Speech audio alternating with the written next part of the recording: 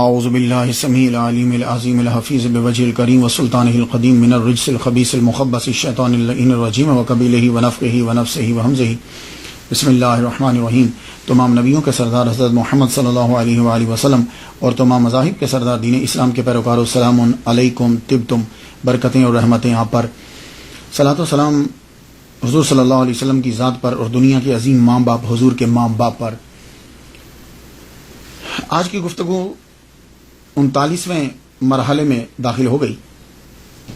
آج کا سرنامہ کلام سید علاء الدین علی احمد گیلانی صابر کلیری قلندر چشتی رحمۃ اللہ علیہ، یہ آج کا سرنامہ کلام ہے۔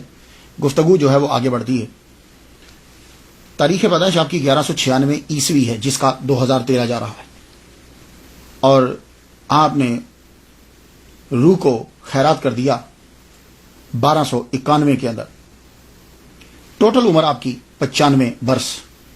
ایک بات میں اور آپ کو بتاؤں کہ جب آپ ہجری گنیں گے اور اس کے ساتھ آپ عیسوی گنیں گے تو دونوں میں فرق پڑ جاتا ہے، یہ بات یاد رکھیے گا، کیونکہ وہ جو سال ہے وہ 10 دن پیچھے جاتا ہے نا، 10 دن پیچھے جاتا ہے ہر سال، تو اس لیے وہ فرق پڑتا ہے۔ تو جب کبھی گنیں تو پریشان مت ہوا کریں، کیونکہ اگر آپ ہجری کے سال گنیں گے تو وہ کسی اور تاریخ میں پڑیں گے، اور اگر آپ دوسرے سال گنیں گے تو وہ جو ہیں وہ جا کر اور طرح سے جا کر پورے پڑیں گے، تو اس لیے یہ بہت دھیان دینا ہے آپ نے۔ ٹوٹل عمر آپ کی 95 برس۔ آپ کی پیدائش جو ہے وہ ہرات میں ہوئی۔ ہرات جو ہے یہ افغانستان کے اندر ہے، افغانستان پاکستان کے ساتھ اس کا جو ہے وہ بارڈر لگتا ہے۔ ہرات میں آپ کی ولادت ہوئی۔ آپ کے والد گرامی کا نام سید عبد الرحیم گیلانی رحمۃ اللہ علیہ ہے۔ ساور پیا کے والد گرامی غوث پاک عبد القادر گیلانی رحمۃ اللہ علیہ کی اولاد سے ہیں۔ آپ کے والد گرامی کے اندر ہی بچپن سے ہی کلندرانہ صفات تھی۔ آپ جانتے ہیں نا نومیرک کلندر کسے کہتے ہیں؟ کلندر کی بہت سی تعریفات ہیں، تو ڈیفینیشنز کے اندر ایک یہ بھی ہے کہ وہ کلندر جو ہوتا ہے وہ ایک جگہ رکتا نہیں ہے، وہ چلتا رہتا ہے، پھرتا ہے، اس کی طبیعت کے اندر ٹھہراؤ بہت کم ہوتا ہے۔ تو صابر پیا، پورا نام پھر ایک دفعہ سن لیجئے، سید علاء الدین علی احمد گیلانی صابر کلیری قلندر چشتی رحمۃ اللہ علیہ۔ آپ کے والد گرامی، اور اس کا مطلب یہ ہوا کہ صابر پیا کلیئر والے جو ہیں یہ سید ہیں، گیلانی سید ہیں اپنے ابا کی طرف سے، اور آپ کی والدہ کا نام حاجرہ ہے، اور یہ حاجرہ جو ہیں یہ بڑی بہن ہیں بابا فرید الدین گنجے شکر رحمۃ اللہ علیہ کی، جو پاک پتن والے ہیں، ان کی بڑی بہن ہیں ان کی والدہ۔ تو صابر پیا کلیئر والے ابا کی طرف سے سید ہیں، اور ظاہر ہے جو ابا کی ذات ہوتی ہے وہی بیٹے کی ہوتی ہے۔ ابا کی طرف سے گیلانی سید ہیں، اور اماں کی طرف سے فاروقی ہیں، حضرت عمر رضی اللہ تعالیٰ عنہ کی اولاد سے۔ بابا فرید کا شجرہ نسب جو ہے وہ جا کر حضرت عمر رضی اللہ تعالیٰ عنہ سے ملتا ہے۔ صابر پیا کے والد گرامی سید عبد الرحیم گیلانی رحمۃ اللہ علیہ، آپ کے اندر صفت جو ہے نا وہ وہی کلندرانہ، بغداد سے افغانستان۔ تو تب جو اس دور کی جو میں بات کر رہا ہوں، تب یہ جو تھا نا عراق، ایران، افغانستان، قندھار، بخارا، بس یہ ایسے ہی سمجھ لیے کہ جیسے ایک ملک کے شہر ہیں، لوگ پھرتے رہتے تھے اس کے اندر۔ تو اب تو خیر یہ عراق علیحدہ ہو گیا، ایران علیحدہ ہو گیا، افغانستان علیحدہ ہو گیا، اب جب تعین کریں گے تو اور ہوگا۔ اس دور کے اندر تقریباً بغداد سے آپ چلتے ہیں، ہرات پہنچتے ہیں۔ ہرات جب آپ پہنچے تو ایک گلی سے گزر رہے ہیں، دروازے کے سامنے ایک بزرگ کھڑے ہیں، ان کا نام ہے جمال الدین۔ جمال الدین رحمۃ اللہ علیہ نے آپ کو روک لیا، کہتے ہیں سید زادے رکو۔ تو جب آپ کسی کو جانتے نہ ہوں اور وہ آپ کو نام لے کے پکارے، حیران ہوتے ہیں نا آپ۔ سید زادہ رک گیا، کہنے لگے سید زادے رکے، ادھر آؤ۔ گھر لے گئے، بٹھایا، کہنے لگے مجھے تمہاری بڑے عرصے سے تمہارا انتظار تھا، یا میں انتظار کر رہا تھا تمہارا، تم آ گئے، میرے پاس رکو اب. تو جب کوئی آدمی آپ کو وہ چیز بتا دے کہ جو سیکرٹ ہے تو آپ کا اعتماد بڑھ جاتا ہے کہ یہ آدمی کوئی چیز ہے. تو شیخ جمال الدین رحمۃ اللہ علیہ نے جب ان کو بتایا کہ تم سید زادے ہو، بغداد سے آئے ہو، میرے پاس رہو، میرے پاس ہی تمہارا فیض ہے، رک گئے. اور اللہ کی طرف سے بھی آرڈر ہوتا ہے، رکے.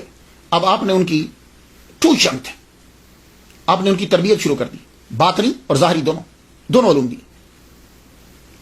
جب آپ نے دیکھا کہ یہ اب ایک مقام پہ پہنچ چکے ہیں تو آپ نے اپنی بڑی بیٹی کا نکاح ان کے ساتھ کر دیا. کنہوں نے؟ شیخ جمال الدین فاروق رحمۃ اللہ علیہ. شیخ جمال الدین فاروقی کے 3 بیٹے اور 1 بیٹی. بڑا بیٹا اعزاز الدین، چھوٹے بیٹے بابا فرید الدین گنج شکر رحمۃ اللہ علیہ، اس سے چھوٹے بیٹے نجیب الدین متوکل. یہ 3 بیٹے اور بڑی بیٹی حاجرہ. تو یہ حاجرہ جو ہیں، بی بی حاجرہ، ان کا نکاح سید عبد الرحیم گیلانی رحمۃ اللہ علیہ سے کر دیا. تو جب ان کا نکاح کر دیا تو اب یہ قصبہ میں رہتے تھے، گاؤں میں. تو قصبہ سے شہر میں چلے گئے، ہرات کے شہر میں چلے گئے، شہر میں جا کے رہنے لگے. تو اللہ تعالیٰ نے سید عبد الرحیم گیلانی رحمۃ اللہ علیہ کو 1196 کے اندر بیٹا عطا فرمایا.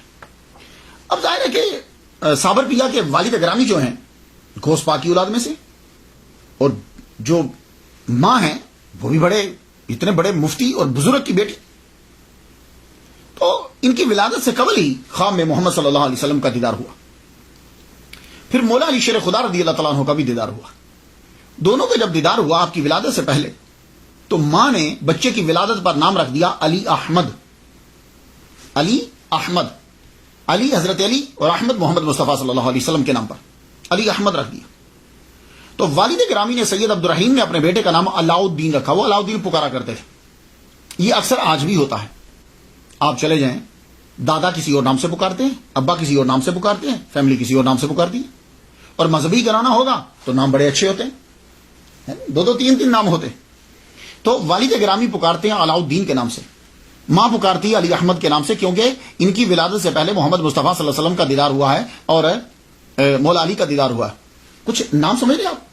تو سید تو وہ ہیں، علاؤ الدین ابا پکارتے تھے، علی احمد اماں پکارتی تھی، اور صابر یہ 12 سال کے کڑی ریاضت کے بعد، روزے کے بعد، بابا فرید الدین گنج شکر رحمۃ اللہ علیہ نے یہ صابر کا جو ہے وہ خطاب دیا. اب آپ سمجھ گئے. تو سید علی احمد صابر. تو کلیری، چونکہ کلیر میں آپ کا مزار شریف ہے، کلندر آپ نے جو مشرب اختیار کیا وہ کلندر ہے، اور چشتی وہ سلسلہ ہے آپ کا. تو چشتیہ کلندریہ بھی سلسلہ ہے. تو آپ صابریہ سلسلے کے بانی بھی ہیں. آپ کی عمر جب 5 سال ہوئی، 1201 کے اندر صابر پیا کلیری کلندر رحمت اللہ علیہ کی عمر 5 سال ہوتی ہے تو آپ کے والد گرامی کا سایہ سر سے اٹھ گیا. آپ کے والد گرامی جب دنیا سے چلے گئے تو والدہ ماجدہ آپ کو واپس پھر قصبہ میں لے آئیں، جہاں آپ کی فیملی ہے، جہاں آپ کے ابا اور رشتہ دار جو رہتے وہاں واپس آ گئے. واپس جب آئے وہاں رہنے لگے. تو بابا فرید الدین گنج شکر رحمۃ اللہ علیہ، انشاءاللہ جب ان کی گفتگو ہوگی تو میں آپ کو بتاؤں گا، وہ تب جا چکے تھے. ان کا ایک علیحدہ لائن ہے اور آپ اپنا ایک مقام بنا چکے تھے. واپس جب یہ آئے، یہاں رہنے لگی 9 سال جب عمر ہوتی ہے تو بڑی بہن حاجرہ ہرات سے لے کر اپنے بیٹے کو پاک پتن روانہ ہوتی ہیں. میں موجودہ نام لے رہا ہوں، پرانا نہیں، تاکہ آپ کو یاد رہے. پاک پتن یہ پاکستان کے اندر ہے. پاکستان کا صوبہ پنجاب ہے. صوبہ پنجاب سے ساہیوال کی طرف جب جاتے ہیں تو آپ پاک پتن ڈسٹرکٹ بن گیا ہے. پاک پٹن اس کو اس لیے کہتے ہیں، یہ اصل میں ہے پاک پٹن. تو یہ پاک پتن جو ہے، پتن پاک مینز ہوتا ہے کلین، پتن کہتے ہیں جس جگہ کے اوپر کشتی اور بوٹ آ کے لگتی ہیں اسے پتن کہتے ہیں. تو دریائے ستلج جب تب بہا کرتا تھا، بابا فرید الدین گنج شکر رحمۃ اللہ علیہ وہاں وضو کر رہے تھے. تو کسی نے یہ کہا کہ دیکھیے حضور، نہ تو پانی پاک ہے نہ جگہ پاک ہے، نہ تو پانی پاک ہے نہ جگہ پاک ہے. تو بابا فرید نے فرمایا نہیں، پاک پتن، یہ جگہ بھی پاک ہے پانی بھی پاک ہے. تو تب سے اس جگہ کا نام ہی پاک پتن پڑ گیا. اب آپ سمجھ گئے. تو میں پاک پتن ہی نام لوں گا کیونکہ لوگ اسے سمجھتے ہیں. اب تو پاک پتن جب پہنچی، سید علی احمد अलाउद्दीन अली अहमद साबिर गिलानी कलंदर चिश्ती रहमतुल्लाह अलैह 9 साल आपकी उम्र जब हो गई है तो आती हैं। तब आपकी खानकाह थी, तो आके कहने लगी अपने छोटे भाई से, बाबा फरीद उनके छोटे भाई हैं, कहने लगे मेरे बेटे को अपनी सरपरस्ती में ले लो, ये तुम्हारे पास रहेगा, इसे पढ़ाओ, इसे अपने पास रखो, ये यतीम है, तुम्हें सवाब भी होगा। कहा मेरी बहन सिर्फ यही नहीं, मैं ये कहता हूं कि तुम भी मेरे पास ही रह, आप भी यहीं रुक जाओ। कहने लगी नहीं, मैं यहां नहीं रुकती, जब तक मेरा बेटा माहौल से आगाही हासिल कर लेता है तब तक मैं यहां रुकती हूं। तो 9 साल के जब थे तो आप वहां रुके बाबा की खानकाह में, बाबा इनको पढ़ाने लगे इब्तदाई किताबें। 2 साल में इतना पढ़ लिया जितना दूसरे बच्चे 7 साल में पढ़ते, 2 साल के अंदर पढ़ लिया। अब जाहिर है मैं एक बात बताता हूं आपको, अगर आप सिर्फ पढ़ाई पे ध्यान दें तो यकीन जानिए, मेरे डॉक्टर हुआ करते थे, डॉक्टर रशीद साहब फुत हो गए, मेरे वालिद ग्रामी पीर तालिब हुसैन या रहमतुल्लाह अलैह के डॉक्टर थे। वो कहा करते थे 4 घंटे अगर कोई मुसलसल पढ़े बिना किच किए, हम लोग हैं आप 4 घंटे कोई भी नहीं पढ़ता, वो कभी पेंसिल घड़ने लग जाते हैं, कभी कुछ करने लग जाते, 4 घंटे कोई मुसलसल पढ़े मुसलसल तो वो कोई भी डिग्री हासिल कर सकता है, कोई से भी। तो अब 4 घंटे जब कोई पढ़े तो जब जो 24 घंटे पढ़ता रहे, तो सैयद अलाउद्दीन अली अहमद साबिर गिलानी रहमतुल्लाह अलैह मुसलसल पढ़ते रहते, तो 2 साल में इतना इल्म हासिल कर लिया। तो 9, 10, 11 साल के हो गए ना, 11 साल के हुए तो मां ने समझ लिया कि मेरा बेटा जो है वो अब उसका दिल लग जाएगा, अब इतना बड़ा हो गया है कि वो अपना ख्याल खुद रख सकता है। तो 2 साल के बाद अपने भाई से कहने लगी मैं वापस हरात चलती हूं, अफगानिस्तान वापस जाती हूं मैं, तो मुझे इजाजत दो, अब मेरा बेटा तुम्हारे पास ही रहेगा। कहा बहन रुक जाओ, कहा नहीं मैं वापस चलती हूं, सारे रिश्तेदार सब वहीं हैं, अभी मैं वापस चलती हूं। आप वहां से वापस चल पड़े और जाते हुए कहने लगी कि एक बात बताती जाऊं फरीद, बात यह है मेरा बेटा ना कुछ कहता है और ना मांगता है, तो तुम्हें ही इसका ख्याल रखना पड़ेगा।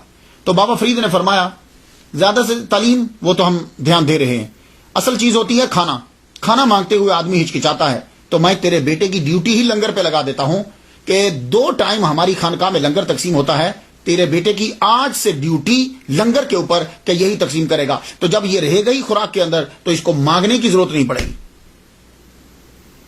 तो आपको बुलाकर ये ड्यूटी लगा दी वालिदा के सामने, कहा देखो बेटा तुमने काफी पढ़ लिया, तुम छोटी उम्र में बहुत समझदार हो गए, आज से पूरी खानकाह में तुलबा और फुकरा इनका खाना तकसीम करने का इंचार्ज जो है हम तुम्हें बनाते हैं, इंचार्ज तेरे हाथ में है, तो तुम खाना जो है वो तकसीम करोगे।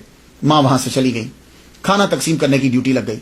वो जहां से अब खाना तकसीम करते थे वो हुजरा एतकाफ अब बन गया है। मुझे ये सादत हासिल है, मैं वहां गया हूं, मैंने फातिहा पढ़ी है, दुआ मांगी है, वहां उसके पास ही कवाली होती है, कवाली भी सुनी थी, कलाम उसका अच्छा था। तो वहां पहले लंगर वहां से तकसीम हुआ करता था, फिर बाद में आपने अपना हुजरा बना लिया और वहां आप एतकाफ बैठ गए। लंगर जो है वो 2 टाइम में तकसीम होता था, लंगर जो है वो 2 टाइम में तकसीम होता था, एक इशराक के बाद, दूसरा अवाबीन के बाद। सूफिया कराम जो हैं वो इशराक और अवाबीन, इशराक के साथ चाश्त ज़िमनन वो साथ होती है, इसका बहुत ख्याल रखते हैं, ये बात याद रखिएगा, इशराक और चाश्त बहुत जरूरी है, बहुत जरूरी है।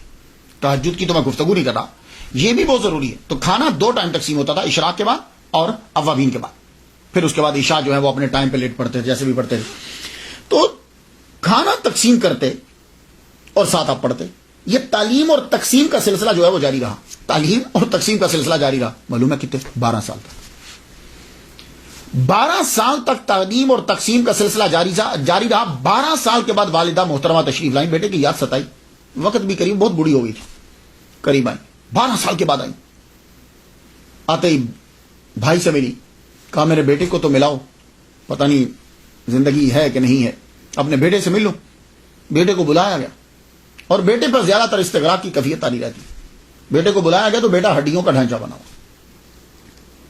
हड्डियों का ढांचा, बस ऐसे ही स्किन जो है वो ऊपर यूं ही है, बस गोश्त नाम की कोई चीज नजर नहीं आती। अब आपको पता है मां तो तड़प जाती, मां ने बेटे को देखा तो तड़प गई।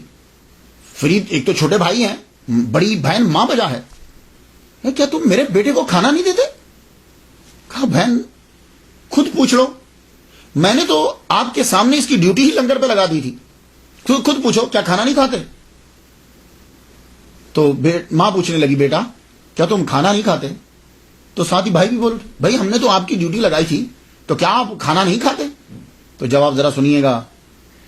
سید علاء الدین علی احمد صابر گیلانی قلندر رحمۃ اللہ علیہ کیا جواب دیتے ہیں؟ کہنے لگے ماما بابا فرید گنج شکر ماموں لگتے ہیں نا پیر و مرشد, آپ نے کھلانے کو کہا تھا کھانے کو نہیں کہا تھا. آپ نے کہا تھا کہ کھلایا کرو 2 ٹائم. کیا آپ نے یہ بھی فرمایا تھا کہ کھا لیا کرو؟ تو جب آپ نے کھا ہی نہیں تو میں اپنے مرشد کی اجازت کے بغیر کیسے کھاتا؟ تو کہنے لگے پیر و مرشد میں نے کبھی یہاں سے کچھ نہیں کھایا. تو کہا پھر بیٹے کھاتے کیا تھے؟ کہنے لگے بابا آپ نے اجازت نہیں نہ دی تھی, آپ بولے نہیں تھے. 4-5 دن تو ویسے ہی گزر جاتے تھے میرے. 4-5 دن کے بعد اگر کبھی بھوک کا احساس ہوتا تھا تو میں جنگلوں میں نکل جاتا تھا. جنگل میں جب جاتا تھا تو وہاں اللہ تعالیٰ کے اگائے ہوئے جو پودے تھے درخت ان کے پتے کھا لیتا تھا تھوڑے سے, اور پتے کھا کے میں واپس آ جاتا. اللہ اکبر جل شان. اس وقت بابا فرید کے منہ مبارک سے نکلا میرا علی احمد صابر ہے. تو یہ صابر آپ کو ٹائٹل دیا گیا, میرا علی احمد صابر ہے. تو آپ کو جب یہ ٹائٹل جو ہے وہ اپنے پیر کی جانب سے 1219 میں مل گیا. 1219 میں جب آپ کو ملا, اب آپ کافی جوان ہو چکے تھے. والدہ کا من چاہا, ہر ماں کا من چاہتا میرا بیٹا شادی کرے, اس کی شادی ہو, بہو ہو. تو اپنے بھائی سے ہی کہنے لگے تم اس طرح کرو کہ وہ تمہاری جو سب سے چھوٹی بیٹی ہے اس کا نکاح میرے بیٹے سے کر دو. بابا فرید گنج شکر رحمۃ اللہ نے فرمایا بہن ضد مت کرو, یہ نکاح نہیں ہو سکتا. اچھا تم امیر ہو اس لیے میرے یتیم بچے کو نہیں دے رہے؟ کہا بہن تم سمجھتی نہیں ہو, نہ اصرار کرو شادی کا. اب یہاں ایک بات عرض کر جو واقعات میں کتابوں میں لکھا ہے, دیکھیے جو چیز عقل تسلیم کرے, مریدین اور چاہنے والے تو جو چاہے لکھ دیں گے. یہاں یہ بیان کیا جاتا ہے کہ آپ کی شادی ہو گئی, آپ کمرے میں گئے, آپ نے ایک آہ بھری اور بیوی کو جلا دیا. یہی سنا نا, میں بھی یہی سنتا رہا کہ وہ جل کے راکھ ہو گئی, جبکہ یہ جل کے راکھ ہے ہی نہیں ہے, یہ کافی عرصہ زندہ رہی ہیں. بابا فرید الدین گنج شکر رحمۃ اللہ علیہ کی 3 بیٹیاں تھیں. 3 بیٹیاں تھیں آپ کی. ایک بی بی مستورہ, ان کا نکاح شیخ عمر فاروقی رحمۃ اللہ علیہ سے ہوا. دوسری آپ کی بیٹی بی بی فاطمہ تھی جن کا نکاح شیخ بدر الدین اسحاق رحمۃ اللہ علیہ سے ہوا. تیسری بیٹی بی بی شریفہ ہیں, ان کا نکاح سید علاء الدین علی احمد صابر گیلانی قلندر رحمۃ اللہ علیہ کے ساتھ ہوا. بات سمجھ گئے آپ؟ اور یہ کافی عرصہ زندہ ہے, اور یہ ایسے ہی رہتی تھی کہ جیسے ایک عورت ہوتی ہے نا, اس کا خامن نہیں ہے, ویسی کبھی, یعنی بالکل کمرے میں بند رہنا اور تجرد اور تحیر استغراق کے اندر ان کی بھی کیفیت ویسے ہی رہتی تھی. کیوں بھائی؟ دیکھو جلاؤ تو تب جب کوئی معمولی عورت سامنے بیٹھی ہو. بابا فرید الدین گنج شکر کی بیٹی ہیں, کیوں جلاؤ گے؟ تو پھر ہوا کیا تھا, لو سن لیجیے. بابا فرید الدین گنج شکر رحمۃ اللہ علیہ نے یہ کہا کہ بہن ضد مت کرو, اصرار نہ کرو نکاح کا. بہن اصرار کر رہی, انہیں سمجھ نہیں آ رہی. تو آپ نے بتایا کہ سادہ لفظوں میں یہ سمجھا, دیکھو تمہارا جو بیٹا ہے نا وہ فنا فی اللہ کے مقام پہ بالکل اب اس کی وہ پہنچنے والا ہے, اور اس کی باقی جتنی زندگی گزرے گی نا وہ استغراق میں ہی گزرے گی. وہ جس مقام پہ پہنچ گیا ہے وہ بہت اونچے مقام پہ چلا گیا ہے. اب اس کے قریب اور کوئی نہیں آ پائے گا اور نہ وہ جا پائے گا. تو اس لیے آپ یہ نکاح نہ کرواؤ. لیکن بہن نے جب ضد کیا, نکاح ہو گیا. اب جب نکاح ہوا تو آپ کہاں بیٹھا کرتے تھے؟ آپ بیٹھتے تھے جس حجرے سے آپ کھانا تقسیم کرواتے تھے, جہاں سے لنگر تقسیم ہوتا تھا, وہیں بیٹھتے تھے. وہیں آپ اعتکاف بھی بیٹھنے لگے بعد میں. تو جب نکاح ہو گیا تو آپ سے کہا گیا کہ آپ کمرے میں جائیے. دروازہ بند, اندر سے رونے کی آوازیں آ رہی, اس طرح رو رہے ہیں کہ ہچکی بند گی روتے روتے. تو اندر سے جب رونے کی آوازیں آ رہی ہیں, بابا فرید واپس آ گئے. پھر بابا فرید گئے, دیکھا تو اندر سے رو رہے ہیں. آپ نے دروازے کو تھوڑا سا ہاتھ لگایا, دروازہ کھل گیا. اندر گئے, اٹھا کے باہر لائے تو بولے کہ کیا وجہ کیا ہے, کیوں رو رہے ہو؟ فرمانے لگے اب اللہ نے مجھے دنیا سے الگ کر دیا ہے. جملے سنیے گا, یہ جملے دماغ کو اپیل کرتے ہیں. مجھے دنیا سے اللہ نے الگ کر دیا ہے. رجال الغیب اور اولیاء کے سوا مجھے کوئی مل نہیں سکتا. یہ فنا فی اللہ کا مقام ہوتا ہے کہ آدمی ہر ایک شے ختم ہو جاتی ہے. تو صابر پیا کلیری جو ہیں وہ تو بہت اعلیٰ مقام میں تھے, اس مقام میں بہت اعلیٰ درجے پہ پہنچ چکے تھے. آپ نے پھر اس وقت کہا اپنی بہن سے, میں نہیں کہتا تھا کہ تم یہ نکاح نہ کرو. تو اس کے بعد بی بی شریفہ نے ساری زندگی جو ہے وہ ویسے ہی گزار دی. تو آپ جو ہیں اس کے بعد کیا ہوا کہ استغراق میں پھر چلے گئے. استغراق استغراق استغراق اہدیت گم. پھر آپ کی والدہ ماجدہ جو ہیں ان کا وصال ہو گیا. ایک دن بیٹھے ہیں, پھر اس کے بعد دوبارہ بھی آپ کی ڈیوٹی یہی لگ گئی. استغراق سے باہر آتے, کبھی تو کئی دن گزر جاتے, کھانا تقسیم کرتے, پھر استغراق میں چلے جاتے, کھانا تقسیم کرتے, پھر کئی سال گزر گئے. اس کے بعد بھی کئی سال اسی طرح ہی گزر گئے. ایک دن کیا ہوا, بابا فرید گنج شکر رحمۃ اللہ علیہ خواب دیکھتے ہیں. خواب کے اندر قطب الدین بختیار کاکی رحمۃ اللہ علیہ جو ان کے پیر ہیں وہ تشریف لائے. انہوں نے علی احمد صابر گیلانی رحمۃ اللہ علیہ ان کو بھی پکڑا اور بابا فرید الدین گنج شکر رحمۃ اللہ علیہ کو بھی لیا. دونوں کو لے کے چل پڑے. چلے تو ایک حال میں داخل ہوئے, بہت خوبصورت کمرہ جیسے ہوتا ہے, محمد مصطفیٰ صلی اللہ علیہ وسلم جلوہ فرما ہے. ان کے سامنے لا کے دونوں کو کھڑا کر دیا. دونوں کو جب کھڑا کیا تو محمد مصطفیٰ صلی اللہ علیہ وآلہ وسلم نے علی احمد صابر گیلانی رحمۃ اللہ علیہ کو بلایا. قریب جب گئے تو آپ کی پشت پر ہاتھ رکھا. پشت پہ ہاتھ رکھ کے تو حضور صلی اللہ علیہ وآلہ وسلم نے فرمایا ھذا ولی اللہ, یہ اللہ کا ولی.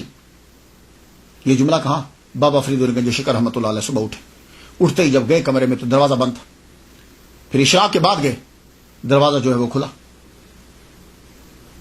آپ اب اٹھایا, انہیں اٹھا کے باہر لے آئے. باہر لا کر اونچی جگہ پہ بٹھا دیا. اونچی جگہ پہ بٹھا کر سر پر پگڑی شریف رکھی اور اس کے بعد سب سے یہ اعلان کیا کہ میں صابر کو اپنا خلیفہ بناتا ہوں اور جتنے تبرکات تھے چشتیہ سلسلہ کے وہ ان کو عطا کیے. اور خلافت جو ہے وہ آپ نے کہا کہ صابر پیا سے یہ کہا جاؤ میں تمہیں کلیئر کی خلافت عطا کرتا ہوں. یہاں ذرا رک جائیے. تو یہاں تسامو ہے ایک, پھر وہ ٹکراؤ ہو رہا ہے, دیو مالائی قصوں کا ٹکراؤ ہو رہا ہے. وہ کیا ٹکراؤ ہے؟ وہ ٹکراؤ یہ ہے کہ آپ نے پہلے دلی کا خلافت نامہ لکھ دیا. یہ جو قصہ ہے نا, یہ بابا فرید کے منصب کے بھی خلاف ہے, ان کی شان کو بھی گھٹاتا ہے, اور جمال الدین ہانسوی رحمۃ اللہ علیہ جو ہیں ان کے درجے کو بھی گھٹاتا ہے, اور سید علاؤدین علی احمد صابر کلیری رحمۃ اللہ علیہ کے بھی درجے کو گھٹاتا ہے. یہ واقعہ تینوں کے درجے کو گھٹاتا ہے. وہ کیسے سنیے گا.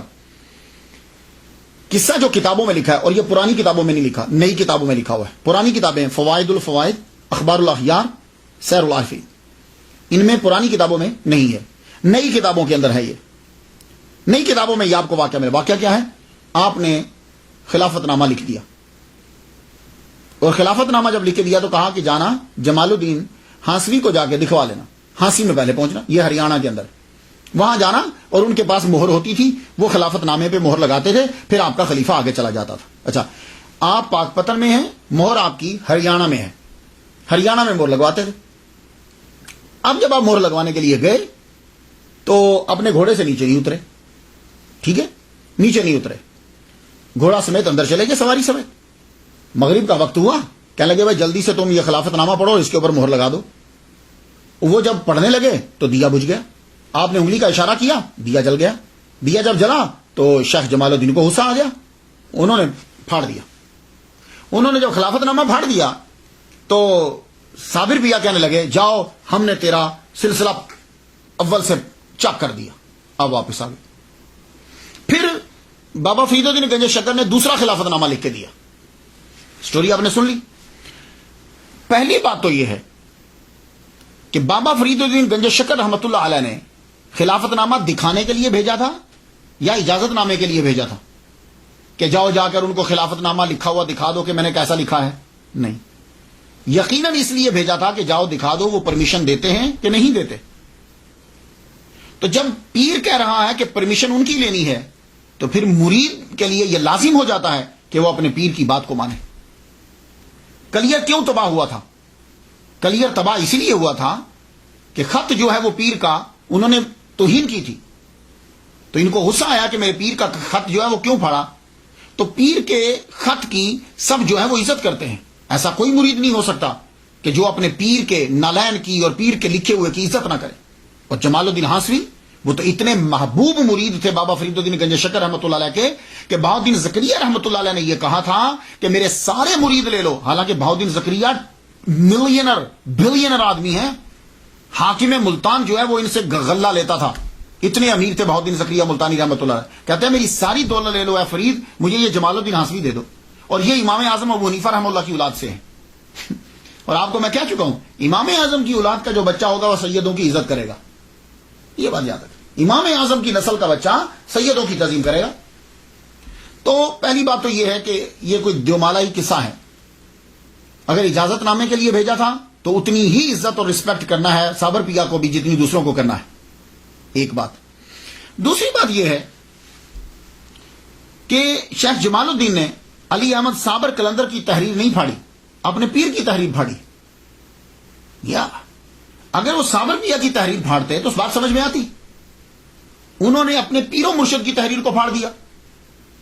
تو میں ساری چیزیں تسلیم کر لوں گا, میں یہ تسلیم نہیں کر سکتا کہ مرید اس دور میں, آج کے مرید کو چھوڑو, اس دور کا مرید جو ہے وہ اپنے پیر کی تحریر کو پھاڑ دے. میں یہ تسلیم ہی نہیں کر سکتا, میری عقل تسلیم ہی نہیں کرتی. جو مرضی ہو جائے وہ اپنے پیر کی تحریر کو نہیں پھاڑے گا. وہ تو اپنے پیر کے نالین کی تعظیم کرتے ہیں, لکھے ہوئے کی کیسے تعظیم نہیں کریں گے, کیسے پھاڑ دیں گے؟ تو ایسا نہیں ہوتا. یہ بات یاد رکھیے گا, کیونکہ سارے اولیاء کرام جو ہیں وہ مولا علی سے فیض لیتے ہیں. اور مولا علی کیا ہے؟ مولا علی کو میرے نبی نے یہ کہا تھا, اے علی میرے نام پہ کاٹا پھیر دو, کراس پھیر دو, مٹا دو. کہا یا رسول اللہ جو ہو جائے, میں یہ نہیں کر سکتا, میں آپ کے نام پہ کراس نہیں پھیر سکتا.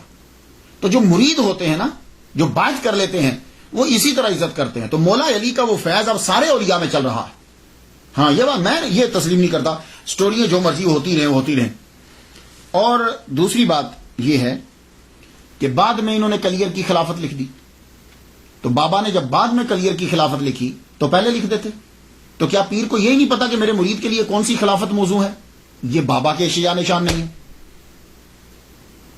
تو جب بعد میں خلافت لکھ دی, کلیئر کی, تو اب کیوں نہیں سٹیمپ لگوائی؟ جبکہ اصول تھا کہ جمال الدین سے جا کے سٹیمپ لگواتے تھے, کیونکہ مہر جو ہے کہتے ہیں ان کے پاس پڑی ہوئی تھی. یہ بات نہیں ہے, یہ تسامح ہے. جس نے بھی کیا سو کیا. بابا فرید الدین گنج شکر رحمۃ اللہ علیہ نے پہلی دفعہ ہی کلیئر کی خلافت دی اور خلافت نامہ لکھ کے کہا جاؤ اب تم روانہ ہو جاؤ. تو یہ وہاں سے روانہ ہوئے. بابا فرید الدین گنج شکر وہاں پہنچے, کلیئر کی طرف کیوں گئے؟ بابا فرید نے کلیئر کیوں بھیجا؟ اس لیے کہ جو طبیعت تھی بابا علی احمد صابر کلیری رحمۃ اللہ علیہ کی, جو طبیعت تھی وہ بالکل آپ کی طبیعت کے موافق تھا. یہ ماحول جنگل میں ٹیلا, مختصر سی آبادی, بس وہیں جاؤ. اب آپ وہاں پہنچے. جب آپ وہاں پہنچتے ہیں تو بابا فرید الدین گنج شکر رحمۃ اللہ نے آپ کو اکیلا نہیں بھیجا, آپ کے ساتھ علیم اللہ ابدال کو بھیج دیا. یہ آپ کے ساتھ گئے. وہاں جاتے ہی آپ نے ایک بڑھیا عورت کے گھر میں جو ہے وہ ڈیرا لگایا, نام اس کا گلزاری ہے. اس کے گھر میں جب ڈیرا لگا دیا تو انہوں نے سر آنکھوں پہ رکھا. آپ یہ جو کلیئر ہے, بادشاہ کی حکومت تو تھی لیکن برائے نام تھی. دہلی کے زیر اثر تھا لیکن برائے نام اثر تھا. اس قلعے کو فتح کیا تھا ابو صالح نے. آرمی آئی تھی یہاں, پڑاؤ کیا تھا انہوں نے. تو جب پڑاؤ کیا تھا تب ایک مسجد بنا دی تھی. تو مسجد جب آرمی نے بنائی تھی تو اچھی مسجد, وہ ایک ہی جامع مسجد تھی. اور وہاں ایک قاضی بھی مقرر کیا. اس قاضی کا نام, مفتی کا نام تھا تبرک.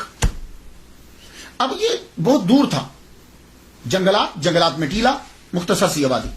زیادہ تر لوگ جو ہیں وہ یہاں کے غریب تھے, مزدور تھے, یا وہ کھیتی باڑی کرتے تھے یا وہ لکڑیاں جو ہیں وہ بیچتے.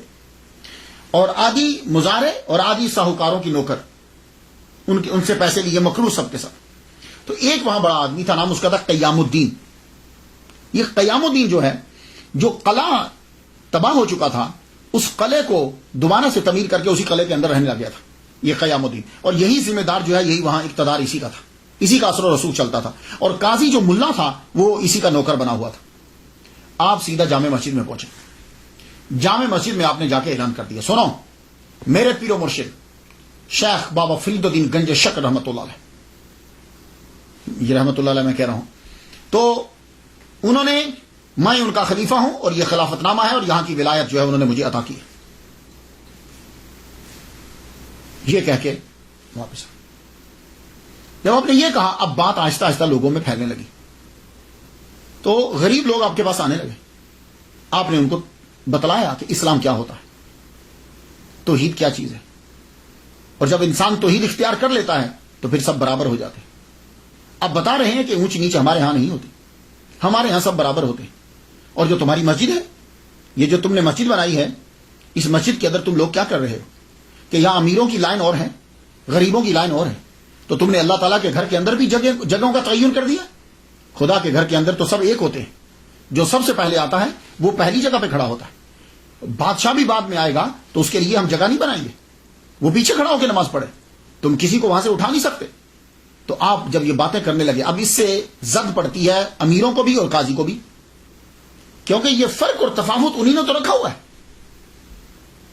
اب قاضی نے جا کے قیام الدین سے بات کی، ذمہ دار سے کہنے لگا، سن ذمہ دار، یہ جو بابا آیا ہے تجھے کو سمجھ اس کے بارے میں تم نے سنا ہے؟ کہتا ہے کہ میں یہاں کا صاحب ولایت ہوں، یہاں کی خلافت میرے پاس ہے، میرے بابا نے، ہم نہیں جانتے کسی بابا کو، یہ سب جادوگری ہے، ایسے بہت سے شبدہ باز یہاں آتے ہیں، اور دیکھ تو دھیان نہ دینا، اور اگر تو اس کی طرف چلا گیا تو سن، تیری ذمہ داری بھی، سرداری بھی جائے گی۔ اور ساہوکاروں سے جا کر دیکھا، یہ سب کو برابری کا سبق دے رہا ہے، تمہاری ساہوکاری گئی۔ اب امیروں کو، اب یہ سارے لوگ ذمہ دار، ساہوکار اور یہ دین کے ٹھیکیدار اکٹھے ہو گئے۔ اکٹھے جب یہ ہو گئے تو اب یہ لوگوں کو دھمکانے بھی لگے، ڈرانے بھی لگے، وہ بیچارے مظاہرے سے غریب تھے، آہستہ آہستہ لوگ بابا سے پیچھے ہٹنے لگے۔ یہ لوگ دیکھتے رہتے کہ بابا کے پاس کون جاتا ہے، جو جاتا پھر چیک کرتے کہ یہ کس کے زیر اثر ہے، ساہوکار کے یا ذمہ دار کے، جس کے زیر اثر ہوتا وہاں سے دھمکا دے۔ سارے لوگ ہٹ کے 5 بندے بچ گئے، ٹوٹل 5 آدمی بابا صابر پیا کلیئر کے ساتھ لگ گئے، صرف 5 بندے رہ گئے۔ آپ نے اب خط لکھے، پہلا خط لکھا اپنے پیر کو، علیم اللہ ابدال کے ذریعے سے مرشد کو خط بھیجا اور کہا کہ یہ قاضی جو ہے یہ بہت شرارتیں کر رہا ہے، ہمیں آپ نے صاحب ولایت بنایا یہاں کا، یہ تسلیم نہیں کرتا ہمیں۔ تو بابا فرید الدین گنج شکر رحمۃ اللہ علیہ نے پہلا خط لکھا، اور خط کا مخاطب قاضی تھا، قاضی سے یہ بتایا میرا نام کیا ہے، اپنا بتانے کے بعد کہا ہم نے اس کو یہاں کی ولایت دی ہے، اور قرآن کی آیات بھی لکھی اور حدیث مبارکہ بھی لکھی، اور کہا کہ تم شرارتوں سے باز آ جاؤ۔ بہت نرمی سے خط لکھا۔ وہ خط لے کے علیم اللہ ابدال جب واپس آئے، سب سے پہلے بابا نے پڑھا، صابر پیا نے پڑھا، پڑھنے کے بعد وہ خط قاضی کو بھیج دیا۔ علیم اللہ ابدال جب قاضی کے پاس وہ خط لے کر گئے، قاضی نے پڑھتے ہی اس کو پھاڑ دیا، جب پھاڑا تو دے دیا علیم اللہ ابدال کو، کہا یہ لے۔ خط واپس آیا تو صابر پیا کہنے لگے تم نے اچھا نہیں کیا۔ تو اب وہ چاک کردہ خط جو چاک کیا تھا وہ، اور ساتھ ایک اور خط لکھ دیا، کہا پیر و مرشد سلام ہو آپ کو، یہ دیکھیے اس نے آپ کے خط کو چاک کر دیا ہے، اور پھر صورتحال لکھی، بتایا کہ اس کے ساتھ ذمہ دار بھی ہے، قیام الدین اس کا نام ہے، اور اس کے ساتھ اور آدمی بھی ہے، اور یہ سب لوگ جو ہیں وہ شہر کے اندر مجھے بدنام کرتے ہیں، میری بات کو مانتے نہیں۔ اب بابا فرید الدین گنج شکر رحمۃ اللہ نے دوسرا خط قیام الدین کو لکھا، ذمہ دار، جس کا اثر و رسوخ تھا۔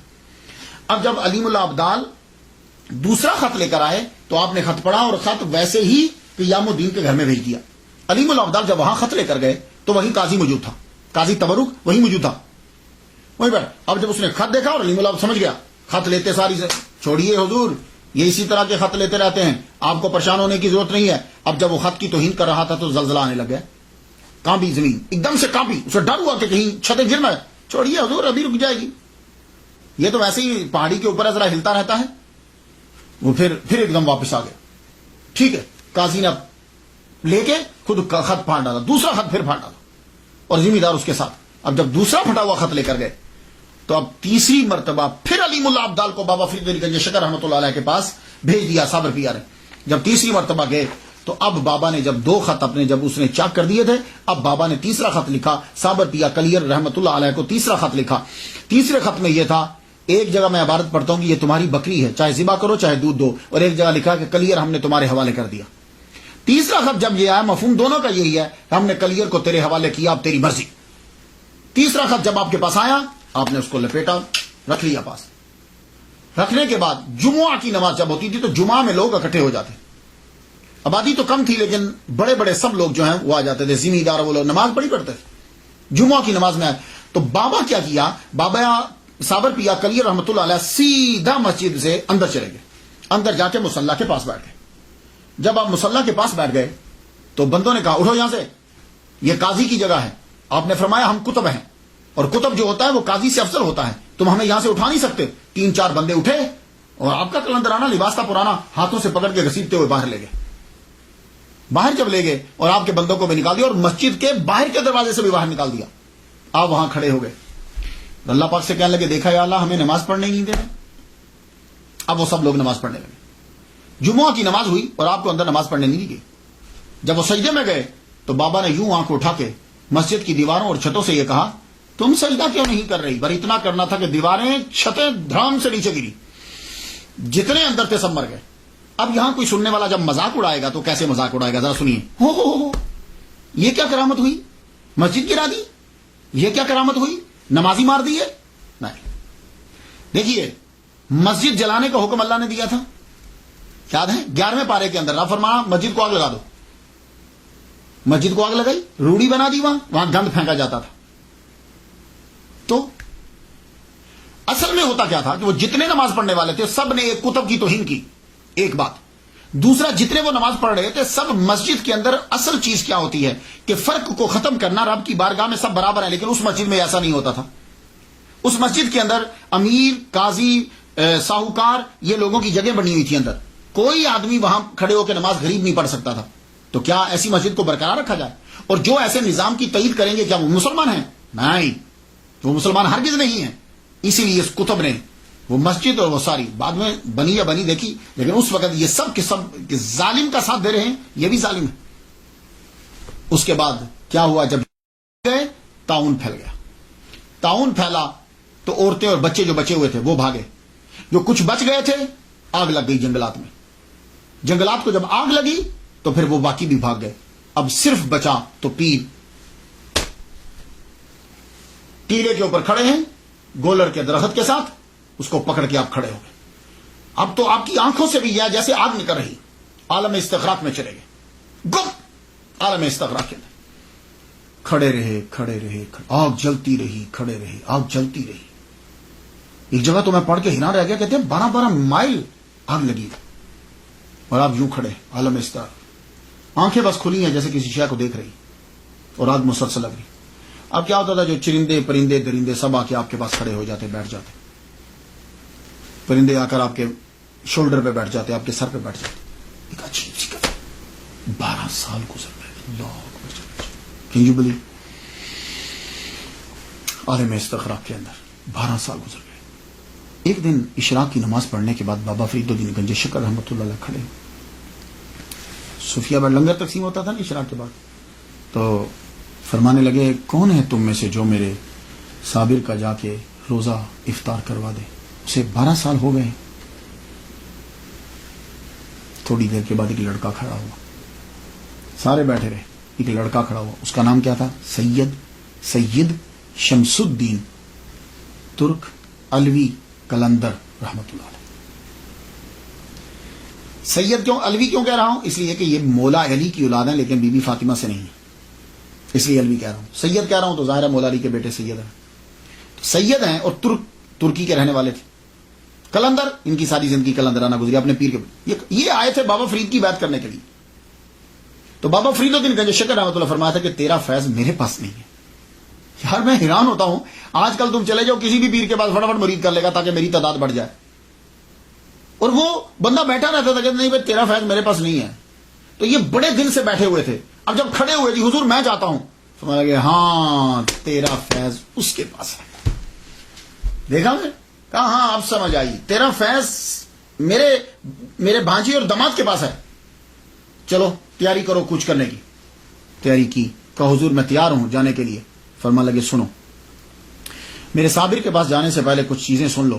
پہلی بات تو یہ ہے کہ یہ کچھ چیزیں ہیں، یہ لیتے جاؤ تیرے کام آئیں گی۔ ان میں کچھ آئل تھا، تھوڑا سا آپ نے دم کیا، کہا کہ میرے صابر کو 12 سال ہو چکے ہیں ایک ہی حالت میں کھڑے ہوئے، یہ لے جاؤ آئل، اور اس میں کافی ساری چیزیں، دم بھی تھا، تو اسے جب میرا صابر بیٹھے گا ضرورت تمہیں پڑے گی اس کی بھی، یہ بھی لے جاؤ۔ اور دوسرا، تم اس کے سامنے مت جانا جب تک وہ بیٹھ نہ جائے، اور یا جب تک تمہیں اجازت نہ دے، تم اس کے سامنے مت جانا۔ باقی تم علیم الابدال جو ہے وہ تمہیں وہاں کلیئر تک پہنچا دے گا، اور باقی اللہ تیرا حافظ و ناصر۔ جاؤ۔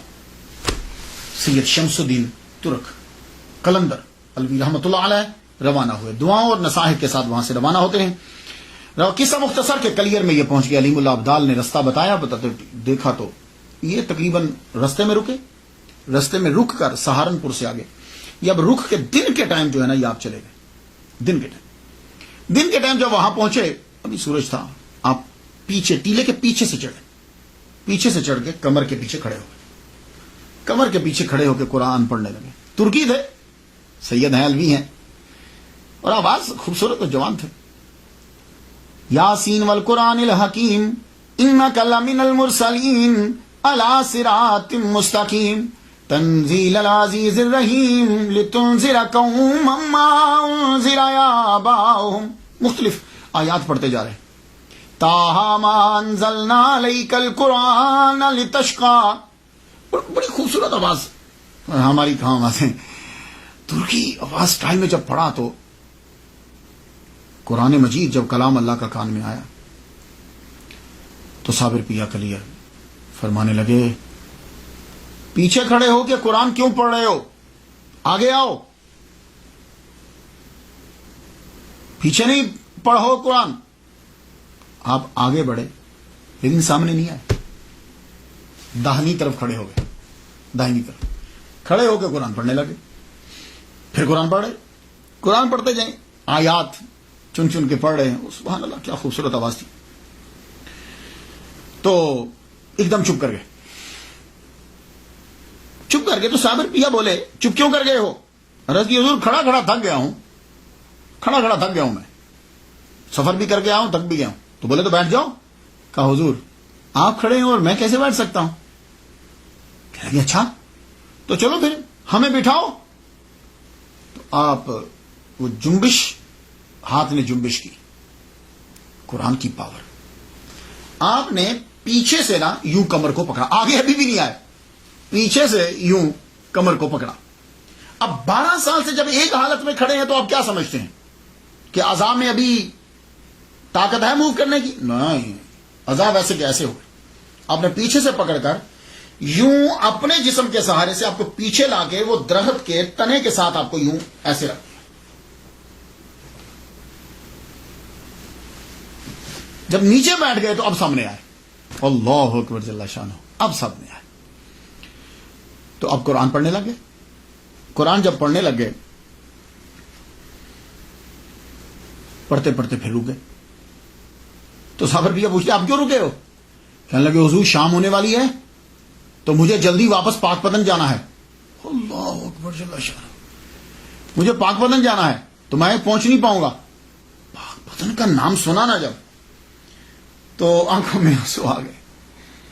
بولے ہمارے مرشد کے شہر سے آئے ہو؟ ہمارے مرشد کے شہر سے آئے ہو؟ 12 سال کے بعد آواز سن رہے ہیں۔ کہا ہاں حضور میں بابا فرید کے شہر سے آیا ہوں، انہوں نے مجھے بھیجا ہے، تو اگر آپ مجھے اپنی غلامی میں مستقل رکھ لیتے ہو تو پھر تو میں رہ جاتا ہوں، ورنہ مجھے جانے دیجیے۔ کہنے لگے نہیں، تم ہمارے فرزند ہو، رکو، تم ہمارے پاس رکو۔ کہا اچھا مرشد ٹھیک ہے۔ قرآن شروع کر دیا، قرآن جب پڑھنا پھر رکے۔ کہا اب کیا ہوا، آپ کیوں رکے ہو؟ کہا حضور بھوک لگ گئی ہے کچھ کھانے کو۔ فرمان لگے تو وہ گولر توڑو نا، وہ گولریاں توڑو اور ان کو پکا کے تو کھاؤ۔ اب جب پکائے گئے تو سامنے رکھ دیے لا کے۔ تو کہا کھاتے کیوں نہیں؟ کہا حضور کیسے کھاؤں، آپ نہیں کہا، مرشد نہیں کھائے گا تو میں کیسے کھا لوں؟ کہا اچھا چلو لاؤ۔ اللہ اکبر جل شانہ، خود وہ ابالتے پانی میں ابال کے بنا نمک کے ابال کے پیر کو دی، خود کہیں کیا کہنے تھے۔ پھر آگے بڑھے، اپنے مرشد کو جو ہے نا وہ جو بابا فرید نے تیل دیا تھا وہ تھوڑا تھوڑا لگایا، ہاتھوں کو، پنڈلیوں کو لگایا، خود ان کی اپنی کرامت تھی، یہ بابا کے تیل کی کرامت تھی، خود ان کی زبان میں بڑا اثر تھا، جو منہ سے کہتے تھے وہ نکل جاتا، فوراً پورا ہو جاتا تھا. یہ تو ایک ویسے ہی ظاہری سبب ہے، جسم نے کچھ جنبش. کہنے لگے شمس الدین پانی لاؤ نا، ہم وضو کریں. وضو کروایا، پھر جتنی نمازیں تھی سب پڑھی، مغرب بھی پڑھی، عشاء بھی پڑھی. عشاء کی جب نماز ہو گئی تو صابر پیا کہنے لگے شمس الدین جب عشاء کی نماز ہو جائے نا تو پھر میرے سامنے نہ آنا کرنا، تہجد سے پہلے تو میرے پیچھے ہی رہنا. ہاں تہجد میں آ جایا کرنا، تو پھر تہجد اور باقی نمازیں پڑھا. شمس الدین دور جا کے لیٹ گئے. تہجد کا وقت ہوا تو شمس الدین اٹھے.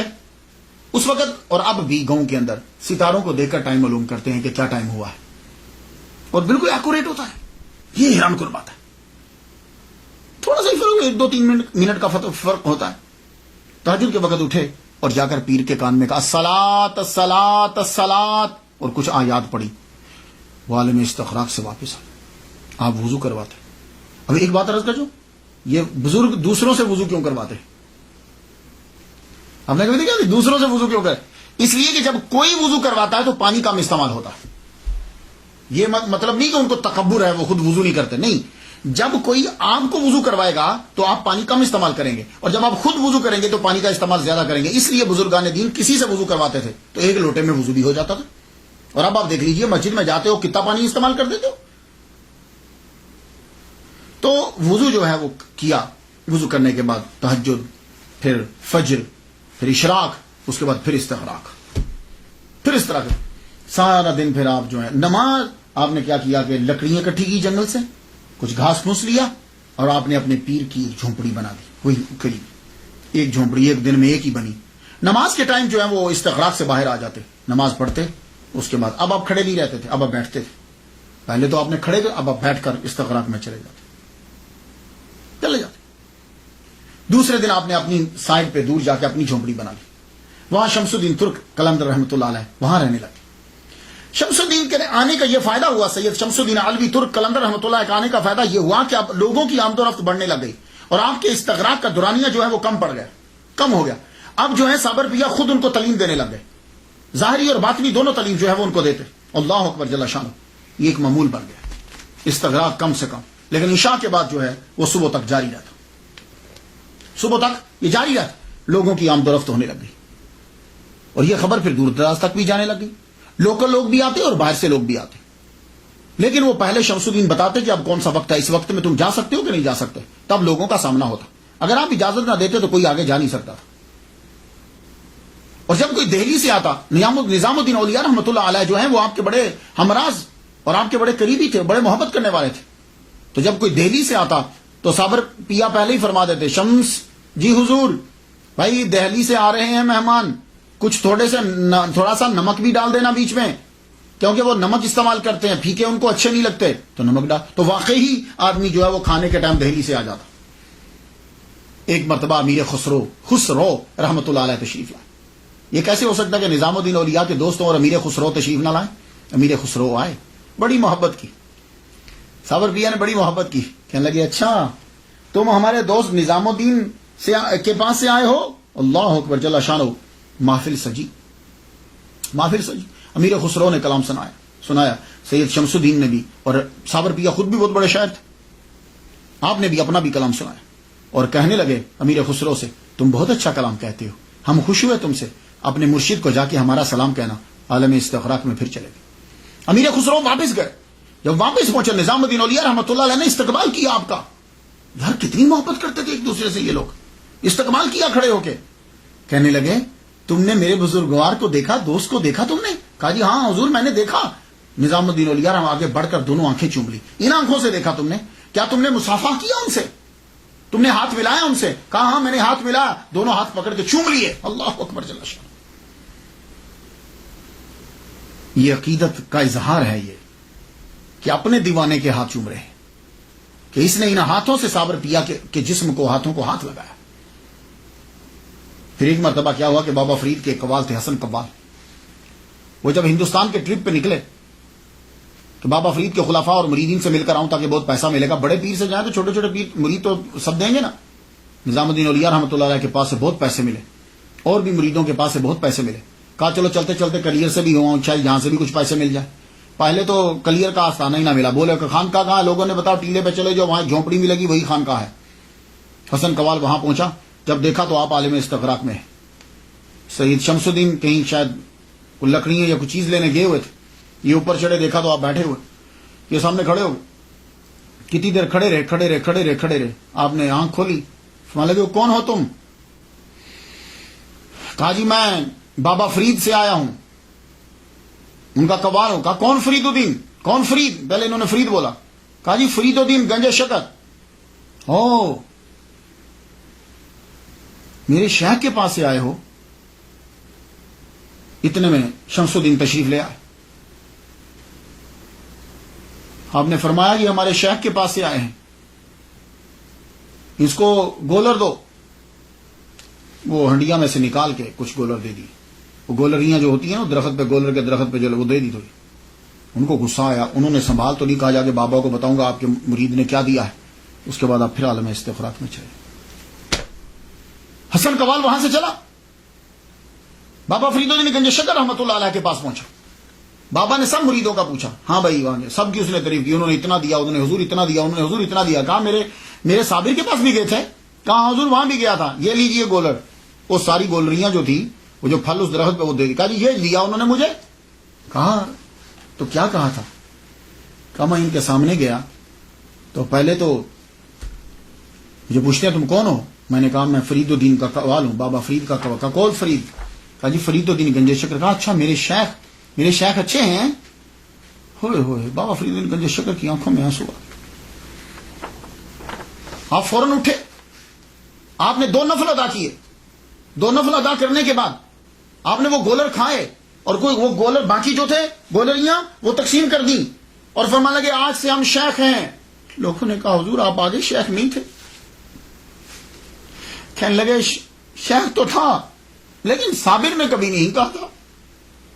آج میرے صابر نے مجھے شیخ کہا, اور وہ اتنے اعلیٰ مرتبے پر پہنچ کر بھی اپنے پیر کو نہیں بھولا. اللہ, ان کا مقام تو یہی سمجھے گا, بھائی ہم کیا سمجھے. وہ اتنے اعلیٰ مقام پر پہنچ کر بھی اپنے مرشد کو نہیں بھولا. میں اس لیے خوش ہوں, اس نے مجھے شیخ کہا ہے. یہ جو سما ہے نا, یہ قلندر سما کے دیوانے ہوتے ہیں. سما کیا ہے؟ سما کا ترجمہ آج کل قوالی کرتے ہیں, یہ انتہائی غلط ہے. سما اور قوالی کا آپس میں کیا ملانا اسے. سما اور چیز ہے, قوالی اور چیز ہے. غور سے سن لیجیے, کبھی قوالی کو سما کے ساتھ مت ملاؤ. سما کو سما ہی رہنے دو. وہ سما ہے کیا؟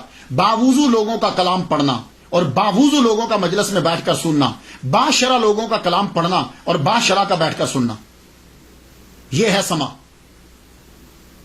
اور قوالی کیا ہے؟ بے وضو چرسی لوگوں کا کلام پڑھنا اور بے وضو لوگوں کا کلام سننا, کہ مجمع میں بھی بے وضو ہوں اور کلام پڑھنے والے بھی بے وضو ہوں. اگر آج کی قوالی کو وہ لوگ بھی, خواجہ معین الدین اجمیری, قطب الدین بختیار کاکی, نظام الدین اولیاء, بابا فرید, اگر وہ آج کی قوالی کو دیکھ لیتے وہ اس کو ناجائز قرار دے دیتے کہ یہ لوگ پہلے نشہ کر کے پھر اس کے بعد کلام پڑھ رہے ہیں. وہ لوگ باشرع ہوتے تھے, باوضو ہو کر باوضو لوگوں کا کلام پڑھا کرتے تھے. تو اس لیے سما کو قوالی کے ساتھ مت ملائیے گا. سما وہ اور چیز تھی. لوگ اس کو پڑھنے کے لیے وہ جی وہ فلاں وہ بھی قوالی سنتے تھے, وہ ولی اللہ بھی قوالی سنتے تھے. یہ اس کے عشر عشیر بھی نہیں. تو سما جو ہے یہ اور چیز ہوا کرتی تھی. صابر پیا جو ہے وہ خود شاعری فرماتے تھے. پہلے آپ اپنا تخلص احمد رکھتے تھے, پھر جب آپ کو صابر کا لقب ملا تو پھر آپ نے ٹائٹل ملا تو آپ نے تخلص صابر لکھنا شروع کر دیا. عالم استغراق کے اندر بھی سم ٹائم قوالی کرنے لگ جاتے, قوالی مینز کلام پڑھنے لگ جاتے عالم استغراق کے اندر. اور وہ کلام جو ہے وہ شمس الدین لکھ لیا کرتے. میں کچھ پنکتیاں آپ کی نظر کروں, اندازہ ہو جائے آپ کو. امروز شاہ شاہاں مہمان شدست مارا, جبریل با ملائک دربان شدست مارا. یہ کلام کی جو پرواز ہے نا, عام آدمی کی یہ پرواز نہیں ہو سکتی. امروز کہتے ہیں آج کو. امروز شاہ شاہاں مہمان شدست مارا, آج بادشاہوں کا بادشاہ میرا مہمان ہوا ہے. وہ بادشاہوں کا بادشاہ اتنے اعلیٰ مرتبے پر فائز ہے کہ جبریل جو ہے وہ دربان ہے. جبریل با ملائک دربان شدست مارا. اس بادشاہ کی وجہ سے ہمارے دروازے کے اوپر جبریل علیہ السلام کھڑے. اب فرشتوں کے ساتھ اے احمد بہشت و دوزخ عاشقوں پہ حرام ہے. احمد بہشت و دوزخ بر عاشقاں حرام است. اینجا رضائے جانا رضوان شدست مارا. تو بہت اعلیٰ مقام ہے. احمد بہشت و دوزخ جنت و دوزخ بر عاشقاں حرام است. عاشقوں پہ حرام ہے. اینجا رضائے جانا رضوان شدست مارا. ہمارے لیے جنت کیا ہے؟ محبوب کا راضی ہو جانا یہی جنت ہے. عام بندہ مذاق اڑائے گا.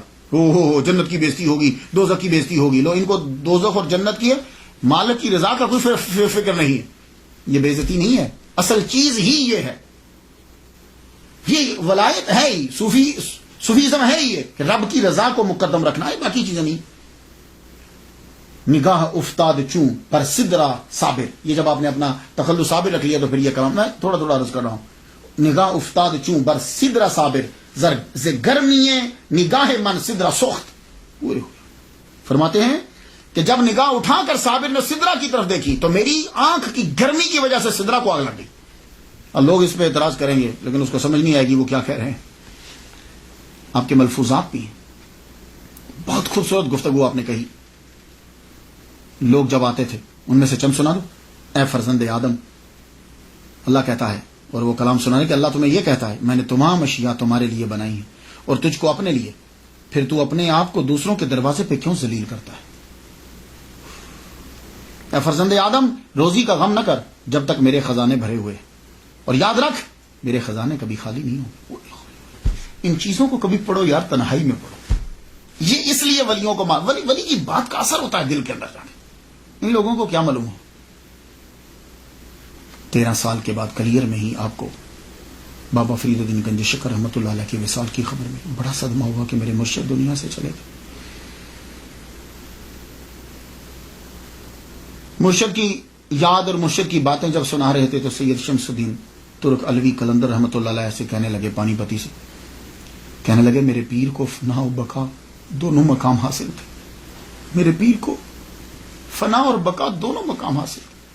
یہ فنا بقا کیا ہے؟ یہ ٹرمینالوجی ہیں. اس کے لیے آپ کو میں ریکمینڈ کروں گا رسالہ کشیریہ, اس میں بھی ہے اور بھی اولیاء کرام نے لکھا ہے. یہ رسالہ کشیریہ کو میں دیکھ رہا تھا, ابو القاسم کشیری رحمۃ اللہ علیہ نے لکھا ہے. اس کے اوپر فنا اور بقا جو ہے, سادہ طریقے سے انہوں نے یہ کہا ہے کہ فنا کیا ہے؟ چیزوں کو, برائیوں کو ترک کر دینا, خواہشات کو چھوڑ دینا. تو جب خواہشات چھوٹ جاتی ہیں, برائیاں چھوٹ جاتی ہیں, تو پھر اچھائیوں کی بقا ہو جاتی ہے. تو آدمی جب اپنی خواہشات کو ختم کر دیتا ہے تو پھر وہ رب کے ساتھ ہی تو بچتا ہے, پھر تو باقی تو کچھ رہا ہی نہیں. یہ سادہ لفظ ہے, ویسے تو اس کے گہرائی و گہرائی بہت ہے, آپ خود پڑھ لیجیے گا. تو فنا اور بقا کیا ہے؟ ویسے سمجھاؤں فنا اور بقا کیا ہے؟ سادہ لفظوں میں یہ ہے کہ بندہ مرنے کے بعد بھی نہیں مرتا. لو بھائی یہ اس سے سادہ اور نہیں کر سکتا میں. بڑی خوبصورت مثال دی ہے انہوں نے. کہنے لگے دیکھو یہ عالم استغراق اور پتہ نہ چلنا کہ کون ہے. جیسے حضور صلی اللہ علیہ وآلہ وسلم پوچھتے ہیں, دروازہ کھٹکھٹایا, جی کون؟ کہا عائشہ. کا کون عائشہ؟ کا ابو بکر صدیق کی بیٹی. کا ابو بکر صدیق کون؟ یہ بات سنی, حدیث سنی ہے نا. تو اسی طرح کون فرید؟ جی میں فرید. اچھا, یہ عالم استغراق کیا ہے؟ آدمی کو پتہ نہیں چلتا. تو آدمی پھر کہاں ہوتا ہے اگر اس کو پتہ نہیں چلتا؟ کہاں ہوتا ہے وہ؟ میں اس کی ایک مثال دنیا سے دے دوں, وہ تو بڑی اعلیٰ مثال ہے, وہ تو آپ جب جاؤ گے تو پتہ چلے گا. کیا ہوا تھا یوسف علیہ السلام کو جب سامنے کیا گیا تھا؟ کیا ہوا تھا؟ کتان ایدیہم, یہی تھا نا. فلما رأیناہ اخبرناہ وقتان ایدیہم, وہ عورتوں نے اپنے ہاتھ کاٹ لیے اور کچھ پتہ ہی نہیں چلا. انگلیاں کاٹ لی, جس کو کل بول دیا ہے, انگلیاں کاٹ لی, پتہ ہی نہ چلا.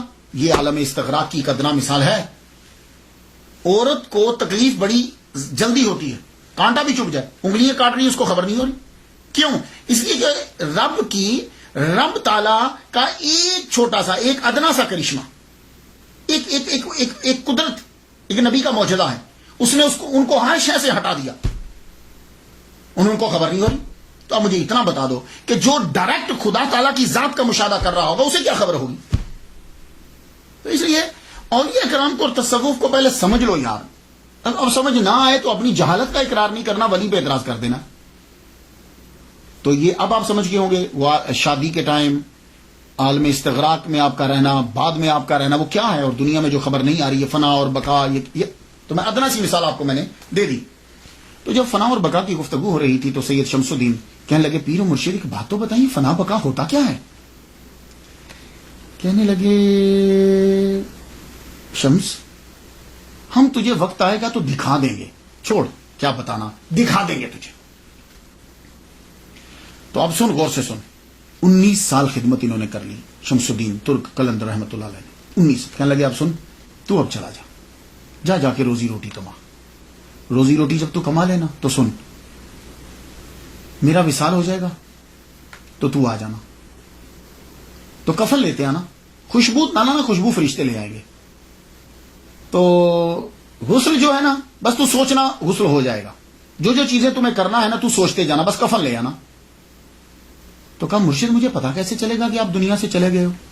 کہا سن, تو جا کے آرمی میں مزدوری کرنا, جا کے وہاں داخل ہو جانا فوج میں. جس دن تمہاری فوج کے سارے دیے بجھ جائیں, صرف تیرے خیمے کا دیا جل رہا ہو تو سمجھنا میرے مرشد کا وصال ہو گیا ہے, تو میرے پاس آ جانا, باقی ہم کر لیں گے. اور سن, جب میری تجہیز و تکفین کر لینا تو 3 دن تک رکنا, اس کے بعد چلے جانا, پھر واپس نہ آنا. یہ ساری وصیتیں کر کے سید شمس الدین ترک قلندر علوی رحمۃ اللہ علیہ پانی پتی کو روانہ کر دی, اور جگہ بھی بتا دی کہ کہاں جا کے رکنا ہے تم نے. آپ واپس دہلی آ گئے. دہلی میں آپ کے خاندان کے لوگ فوج میں تھے, آرمی کے اندر تھے. آپ نے جا کر فوج میں جو سلطان کی فوج تھی اس میں جا کے لی. ویسے تو بڑے مسلمانوں کی حکومت تھی, ایک ادھر مسلمان ایک ادھر, جو اصلی بادشاہ تھا اس کی فوج میں جا کے آپ نے نوکری شروع کر دی. اس دور کے اندر کیا ہوا کہ 1291 کی یہ بات ہے کہ کڑا کا حاکم جو ہے وہ باغی ہو گیا. وہ جب باغی ہوا تو وہ فوج حملہ کرنے کے لیے وہاں پہنچی. چھجو خان باز نے جو بھی نام لکھا ہے, باغی ہوا, آپ فوج میں شامل. کمال اس وقت یہ تھا کہ لوگ نماز پڑھتے تھے فوج میں بھی, جرنیل تک نماز پڑھتے تھے. جب مقابلہ کرنے لگے تو وہ چھجو خان کی فوج جو ہے وہ تو آرمی جو ہے وہ تو بھاگ کے قلعہ بند ہو گئی. یہ لفظ قلعہ ہوتا ہے, ہم اس کو قلعہ بولتے ہیں کیونکہ قلعہ ہمیں بولنے میں مشکل لگتا ہے. قلعہ بند ہو گئی. آپ نے قلعہ کا محاصرہ کر لیا. قلعہ کا محاصرہ بڑھ گیا. جب بڑھا تو نماز تو سب پڑھتے تھے, سردیوں کا موسم تھا. فجر کی نماز پڑھتے ہوئے بادشاہ کو گرم پانی کی جنرل کو گرم پانی کی ضرورت ہوتی تھی. تو جنرل کے لیے پانی لے جانے کے لیے آپ کا خیمہ جرنیل کے بالکل قریب تھا. تو وہ جو پانی گرم کرتا تھا نا وضو کا, وہ آپ سے آگ لے کے جاتا تھا. تو وہ آگ لیتا, پانی گرم کر کے پھر جا کے جنرل کو وضو کرنے کے لیے. ایک دن وہ خیمے میں آیا تو بابا ہیں ہی, سید شمس الدین ترک قلندر رحمۃ اللہ ہیں ہی. کدھر گئے؟ یہی ہوتے تھے. یوں دیکھا تو پاس ہی تالاب تھا, تو تالاب کے کنارے پہ بیٹھے وضو کر رہے ہیں. اتنے ٹھنڈے پانی سے وضو کر رہے ہیں.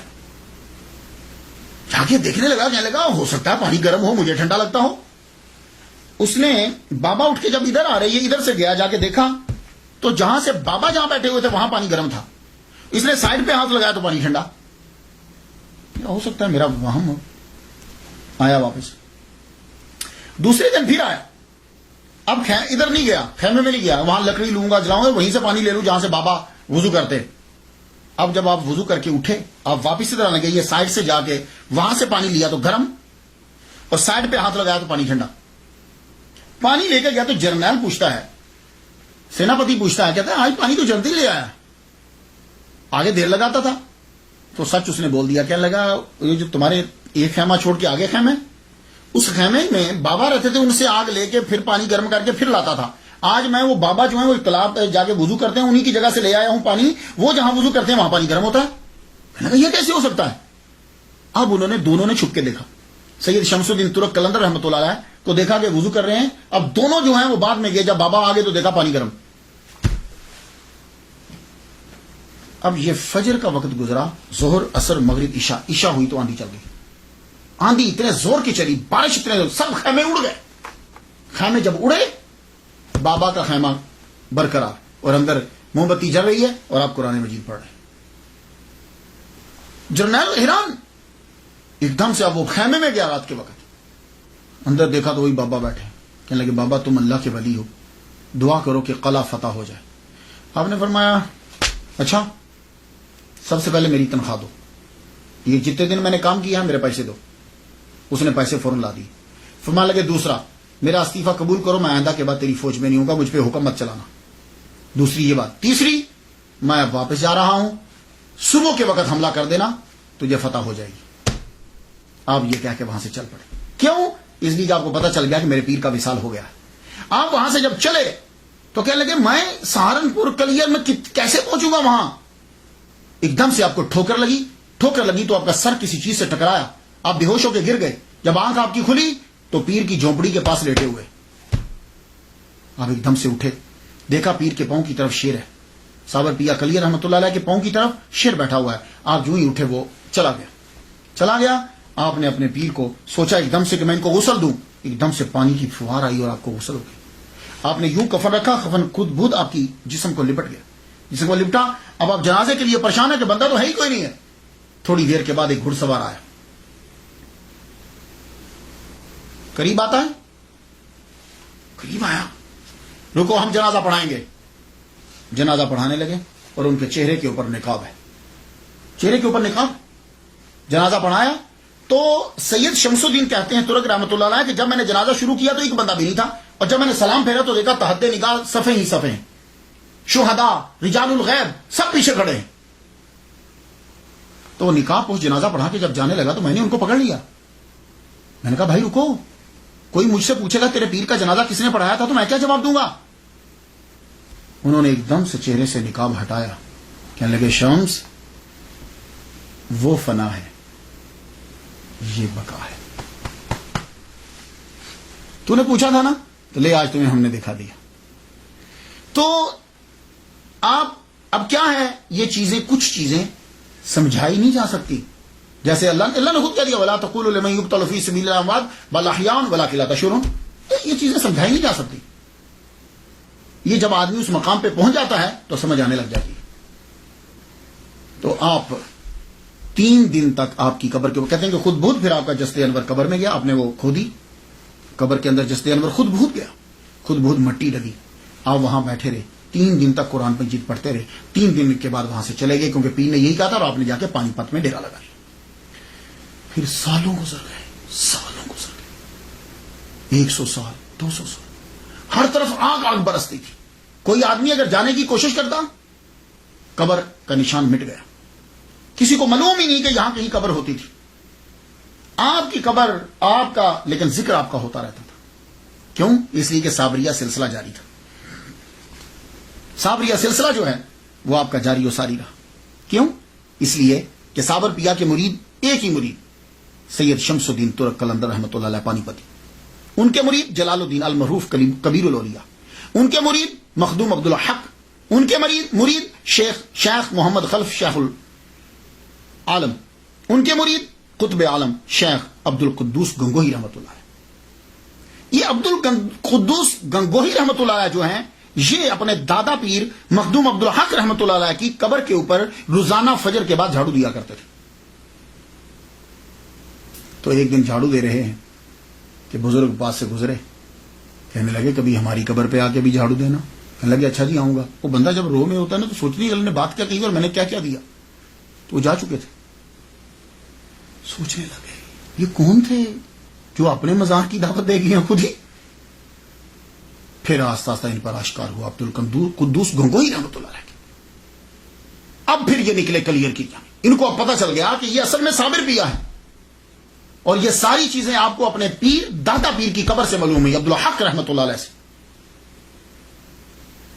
اب یہ وہاں سے چلے، جب یہ کلیئر کی طرف چلے، جہاں جہاں رکتے جائیں نفل پڑھتے جائیں، آگ گرے لیکن دعا کریں اور ختم، پھر آگے پھر آگے پھر آگے، حتیٰ کہ آپ نے قبر کے نشان کو پا لیا، قبر کے نشان کو پا لیا۔ پھر آپ نے دعا کی کہ یہ سلسلہ جلالیت کا ختم کرو تاکہ تمہاری قبر پہ لوگ بھی آئیں۔ پھر آپ کی دعا سے وہ جلال کا سلسلہ ختم ہوا، آگ کا سلسلہ ختم ہوا۔ اور آج آپ دیکھو وہاں ڈیرے لگے ہیں، لوگ جاتے ہیں، فاتحہ پڑھتے ہیں۔ اب وہ سلسلہ ہرگز نہیں ہے۔ میں تو وہاں نہیں جا سکا، لیکن میرے دوست ہیں عبد الغفار، یہ احمد آباد میں رہتے۔ ایک دن انہوں نے مجھے صابر پیا کلیئر رحمت اللہ علیہ کے مزار سے مجھے کال کی، اور اکثر وہ مجھے انڈیا سے کال کرتے رہتے، کسی بھی مزار پہ ہوں گے، خاص طور پر خواجہ معین الدین اجمیری چشتی رحمۃ اللہ یہ، تو میں پھر وہ اسپیکر کے اوپر فاتحہ پڑھتا ہوں، میں دعا کرتا ہوں۔ اس طرح میں نے کافی بزرگوں کے دربار پہ حاضری دے لی ہے اس طرح۔ تو صابر پیا کلیئر رحمت اللہ علیہ کے دربار پہ بھی اس طرح میں نے حاضری دی ہوئی ہے، یہ فون کے ذریعے سے میں نے فاتحہ پڑھی ہے۔ تو ایک بات یاد رکھیے گا، کوئی پیر اجازت نہیں دیتا برائی کا، فحاشی کا، یہ سب ہم لوگ کرتے ہیں، انہوں نے اجازت نہیں دی۔ انڈیا کے لوگ، اعلیٰ حضرت عظیم البرکت شام رضا خان بریلوی رحمۃ اللہ علیہ، ان کا فتویٰ پڑھ لیجئے، قبر کا طواف کرنا، قبر کو سجدہ کرنا ٹوٹلی حرام ہے۔ فاتحہ پڑھا کریں بس، قبر پہ جب جائیں ایک بار الحمد شریف، 3 بار کل شریف پڑھیں اور کہیں اللہ اس کا ثواب ان کی روح کو دیتے ہیں، اور ان کے صدقے سے یا اللہ ہمارے مسئلے کو حل فرما دے۔ اس طرح دعا مانگا، کوئی سجدہ نہ کیا کرے، کوئی طواف نہیں ہوتا، بزرگ ناراض ہوتے ہیں سجدہ کرنے سے اور طواف کرنے سے، یہ بات یاد رکھیے گا۔ فاتحہ ان کے لیے پڑھیے، وہاں دیگیں دینی ہے جو مرضی دو، بکرے ذبح کرو، لیکن اس کا طریقہ کیا ہے؟ بسم اللہ اللہ اکبر پکوائیے، ختم پڑھائیے، اور غریبوں کو تقسیم کر کے یا اللہ کھانا کھلانے کا ثواب اور فاتحہ کا ثواب ان کی روح کو دیتے ہیں، اپنی بارگاہ میں قبول فرما۔ میں تو ان کے لیے فاتحہ پڑھ چکا، آپ بھی جو ہے وہ فاتحہ ضرور پڑھیے گا۔ اجازت دیجیے، وآخر دعوانا ان الحمد للہ رب العالمین۔